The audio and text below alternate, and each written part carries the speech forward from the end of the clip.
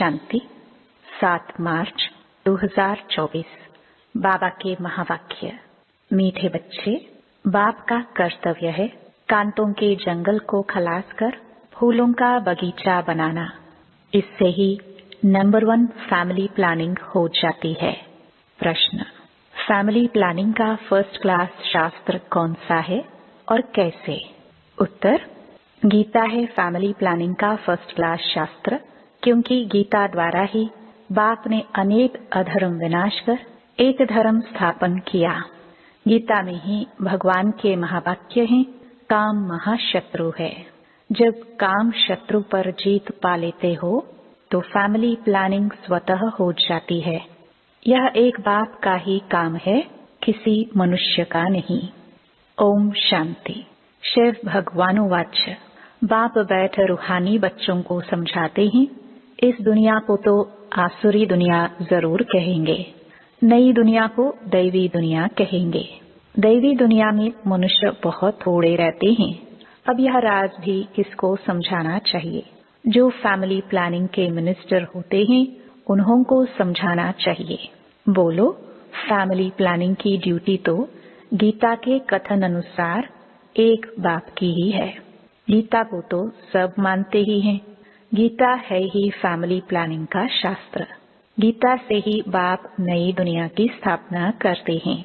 यह तो automatically drama में उनका पार्ट नोंधा हुआ है।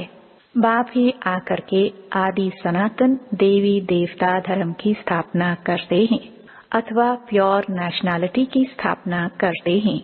अपने को देवी देवता धर्म का ही कहेंगे। गीता में भगवान साफ बतलाते हैं कि मैं आता ही हूँ एक धर्म की स्थापना करने, बाकी अनेक सब धर्मों का विनाश करने।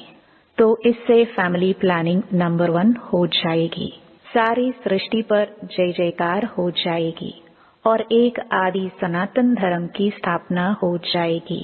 अब तो बहुत मनुष्य होने कारण बहुत किचड़ा हो पड़ा है। वहाँ के जानवर पंछी आदि सब फर्स्ट क्लास होंगे, जो देखने से ही दिल खुश हो जाए, डरने की बात नहीं। बाप बैठ समझाते हैं, तुमने मुझे बुलाया ही इसलिए है कि आकर फैमिली प्लानिंग करो, अर्थात पतित फैमिलीज को वापस ले जाओ, पावन फैमिली की स्थापना करो। तुम सब कहते थे बाबा आकर पतित दुनिया खलास कर नई पावन दुनिया बनाओ। यह बाप की ही प्लानिंग है। देखने से ही दिल खुश हो जाए।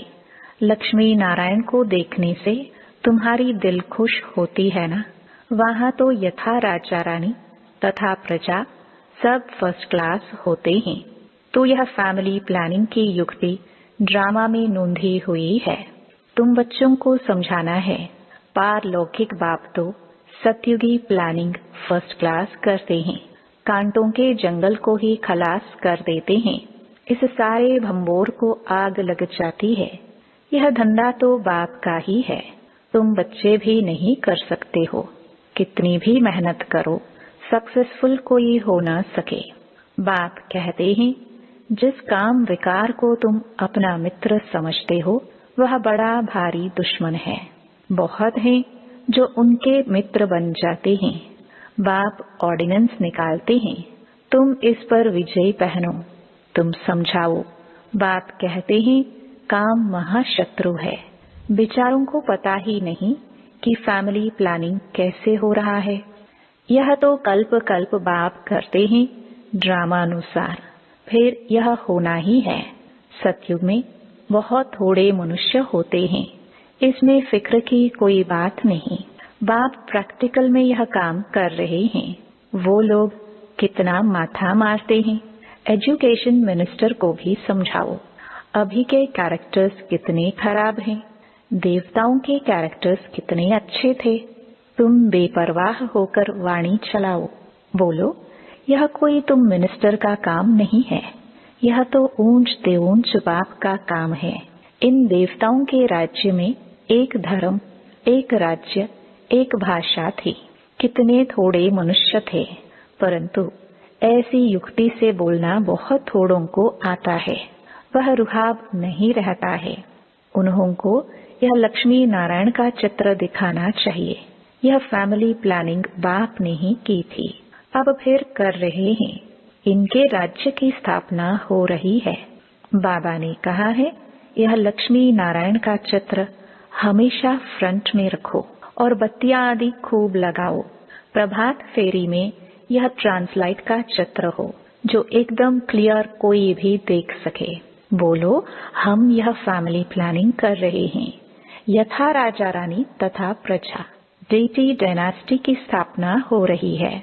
बाकी सब विनाश हो जाएंगे। तुम कहते भी हो कि हे पतित पावन आओ, हमको पावन बनाओ, सो तो बाप ही बना सकते हैं। एक देवी देवता धर्म ही पावन होता है, बाकी सब खत्म हो जाते हैं। बोलो, शिव बाबा के हाथ में ही यह प्लानिंग है। सतयुग में यह प्लानिंग हो जाती है।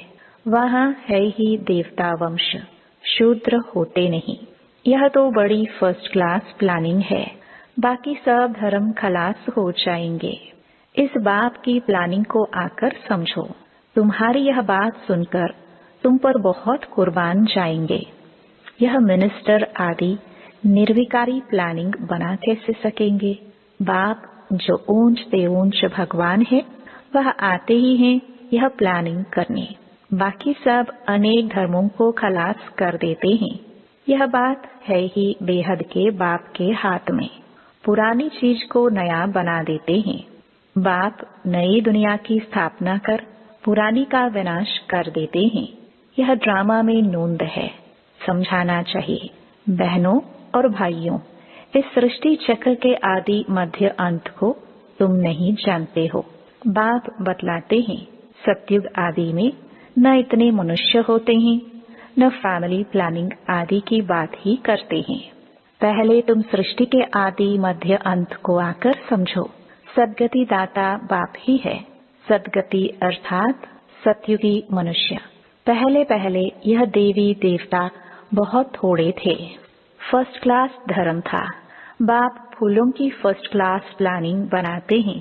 काम तो महाशत्रु है। आजकल तो इनके पिछाड़ी प्राण भी दे देते हैं। कोई की किसके साथ दिल होती है, माँ बाप शादी नहीं कराते हैं तो बस घर में ही हंगामा मचा देते हैं। यह है ही गंदी दुनिया। सब एक दो को कांटा लगाते रहते हैं। सतयुग में तो फूलों की वर्षा होती है। तो ऐसे ऐसे विचार सागर मंथन करो। बाबा इशारा देते रहते हैं, तुम इनको रिफाइन करो। चित्र भी भिन्न भिन्न प्रकार के बनाते हैं। ड्रामानुसार जो कुछ होता है वह ठीक है। किसको समझाना भी बहुत सहज है। सबका ध्यान बाप की तरफ खिंचवाना है। बाप का ही यह काम है। अब बाप ऊपर में बैठा हुआ यह काम करेगा नहीं। कहते भी हैं, जब जब धर्म की ग्लानि होती है, आसुरी राज्य होता है, तब तब आकर इन सबको खलास कर दैवी राज्य की स्थापना करता हूँ। मनुष्य तो अज्ञान की नींद में सोए पड़े हैं। यह सब विनाश हो जाएगा। जो निर्विकारी बनते हैं उनकी ही फैमिली आकर राज्य करती है। गायन भी है, ब्रह्मा द्वारा स्थापना। किसकी? इस फैमिली की। यह प्लानिंग हो रही है। ब्रह्मा कुमार कुमारियां पवित्र बनते हैं तो उन्हों के लिए जरूर पवित्र नई दुनिया चाहिए। यह पुरुषोत्तम संगम युग बहुत छोटा है। इतने थोड़े समय में कितनी अच्छी प्लानिंग कर देते हैं। बाप सबका हिसाब किताब चुकतू कराए अपने घर ले जाते हैं। इतना सारा खिचड़ा वहां नहीं ले जाएंगे। छी आत्माएं जा ना सके, इसलिए बाप आकर गुलगुल बनाकर ले जाते हैं। ऐसी ऐसी बातों पर विचार सागर मंथन करो। तुम रियलाइज करते रहते हो। बाप कहते हैं, मैं एक धर्म की स्थापना कराने तुमको रिहर्सल करा रहा हूँ। यह फैमिली प्लानिंग किसने की? बाप कहते हैं, मैं कल्प पहले मिसल अपना कार्य कर रहा हूँ। पुकारते ही हैं, पतित फैमिली से बदलकर पावन फैमिली स्थापन करो। इस समय है पतित शादियां पर लाखों खर्चा करते हैं। कितना शाद माना करते हैं और ही पावन से बदल पतित बन जाते हैं। तुम बच्चों को अब यही ईश्वरीय धंधा करना चाहिए, सबको समझाना चाहिए। सब आसुरी नींद में सोए पड़े हैं, उनको जगाना चाहिए। गोरा बनकर औरों को भी बनाए तो बाप का प्यार भी जाए। सर्विस ही नहीं करेंगे तो मिलेगा क्या? कोई बादशाह बनते हैं तो जरूर कोई अच्छे कर्म किए हैं, यह तो कोई भी समझ सकते हैं। यह राजा रानी है, हम दास दासियां हैं, तो जरूर आगे जन्म में कर्म ऐसे किए हैं। बुरे कर्म करने से बुरा जन्म मिलता है। कर्मों की गति तो चलती रहती है। अब बाप तुमको अच्छे कर्म करना सिखलाते हैं। वहाँ भी ऐसे जरूर समझेंगे कि अगले जन्म के कर्मों के अनुसार ऐसे बने हैं। बाकी क्या कर्म किए हैं वह नहीं जानेंगे। कर्म गाए जाते हैं। जितना जो अच्छा कर्म करते हैं वह ऊंच पद पाते हैं। ऊंच कर्मों से ही ऊंच बनते हैं। अच्छे कर्म नहीं करते हैं तो झाड़ू लगाते हैं, भरी ढोते हैं। कर्म का फल तो कहेंगे ना। कर्मों की थ्योरी चलती है, श्रीमत से अच्छे कर्म होते हैं। कहाँ बादशाह, कहाँ दास दासियां। बाप कहते हैं अब फॉलो फादर, मेरी श्रीमत पर चलेंगे तो ऊंच पद पाएंगे। बाप साक्षात्कार भी कराते हैं। यह मम्मा बाबा बच्चे इतने ऊंच बनते हैं, यह भी कर्म है ना। बहुत बच्चियां कर्मों को समझती नहीं है। पिछाड़ी में साक्षात्कार सबको होगा। अच्छी तरह पढ़ेंगे लिखेंगे तो नवाब बनेंगे, रूलेंगे पीलेंगे तो होंगे खराब। यह तो उस पढ़ाई में भी होता है। भगवानुवाच, इस समय सारी दुनिया काम चिता पर जल मरी है। कहते हैं स्त्री को देखने से अवस्था बिगड़ती है, वहाँ तो ऐसे अवस्था नहीं बिगड़ेगी। बाप कहते हैं नाम रूप देखो ही नहीं, तुम भाई भाई को देखो। बड़ी मंजिल है, विश्व का मालिक बनना है, कभी किसकी बुद्धि में नहीं होगा। यह लक्ष्मी नारायण विश्व के मालिक कैसे बने? बाप कहते हैं मैं तुमको स्वर्ग का मालिक बनाता हूँ। यह लक्ष्मी नारायण सर्वगुण संपन्न थे। आजकल जिनका तुम नया ब्लड समझते हो वह क्या करते रहते हैं? क्या गांधी जी यह सिखा कर गए? रामराज्य बनाने की भी युक्ति चाहिए। यह तो बाप का ही काम है। बाप तो एवर पावन है। तुम फिर 21 जन्म पावन रह, फिर 63 जन्म पतित बन जाते हो। समझाने में इतना मस्त बनना चाहिए। बाप बच्चों को समझाते रहते हैं, बच्चे पावन बनो।